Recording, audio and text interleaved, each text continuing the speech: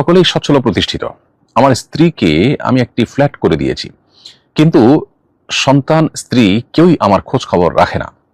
আমি একা থাকি, চাচ্ছি আমার সকল সম্পদ আল্লাহর রাস্তায় দান করে দিতে। এটা জায়েজ হবে কিনা?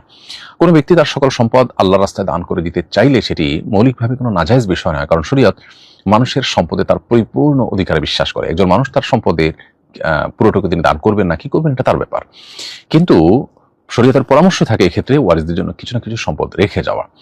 এই জন্য ওয়ারিসদের জন্য আপনি কিছু সম্পদ রেখে বাকিটা আপনি দান করে দিলেন, সেটা হবে সবচেয়ে উত্তম।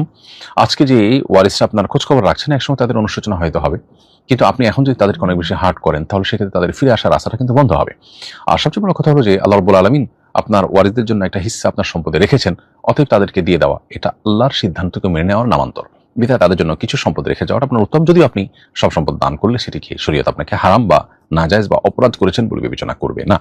তবে শরীয়তের এখানে সুনির্দিষ্ট পরামর্শ আছে, সেটিকে মেনে চলাটাই আপনার জন্য, আমাদের জন্য, সকলের জন্য উত্তম।